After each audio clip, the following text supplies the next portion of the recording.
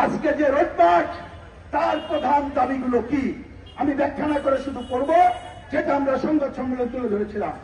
1 নম্বর দাবি, new mooring terminal সহ চট্টগ্রাম বন্দর ব্যবস্থাপনা বিদেশিদের হাতে দেওয়া চলবে না।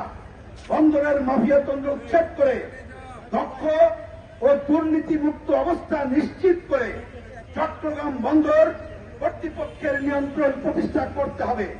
রাষ্ট্রীয় ব্যবস্থাপনায় বন্দর পরিচালনা করতে হবে। 2, রাখাইনে করিডোর তৈরির মধ্য দিয়ে সাম্রাজ্যবাদী প্রক্সি যুদ্ধে জড়িয়ে ফেলার ষড়যন্ত্র বন্ধ করতে হবে। 3, স্টার্লিং সমরাস্ত্র কারখানা করিডোরের মাধ্যমে বাংলাদেশকে সাম্রাজ্যবাদী যুদ্ধচক্রে জনরুদ্ধ বন্ধ করতে হবে। 4, মার্কিন, ভারত সহ সাম্রাজ্যবাদী আধিপত্যবাদী দেশসমূহের সাথে আওয়ামী ফ্যাসিবাদী সরকার সহ বিগত সকল সরকারের আমলে স্বাক্ষরিত সকল চুক্তি প্রকাশ করতে হবে এবং পর্যালোচনা করে জনগণের মতামত দিয়ে দেশের স্বার্থ বিরোধী সকল অসম চুক্তি বাতিল করতে হবে। আমরা এই দাবিতে এখনই রোড মার্চ শুরু করব। আমরা এখান থেকে বেরিয়ে ডাইনে ঘুরে গুলিস্তান হয়ে বঙ্গভবনের পাশ দিয়ে পার্কের শেষ মাথায় যাব। সেখান থেকে আমাদের রোড মার্চ এইটা শুরু হলো।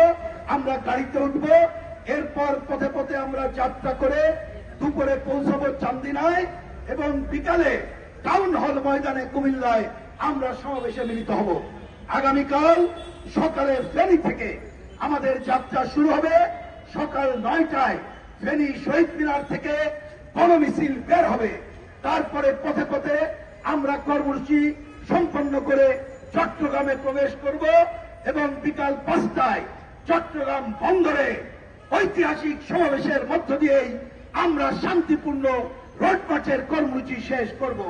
আমরা আশা করব বিগত সরকারের ধারাবাহিকতায় অন্তর্বর্তীকালীন সরকার বন্দরকে ইজারা দেওয়া সহ যে কাজ করতে চাইছেন তার থেকে তারা পিছু হটবেন।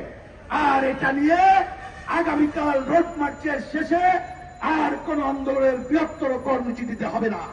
কিন্তু যদি সরকার এই দায়িত্ব পালন না করে আগামীকাল সমাপনী সমাবেশ থেকে আমরা ঘোষণা পাঠের সাথে সাথে আন্দোলনের বৃহত্তর কর্মসূচি ঘোষণা করব।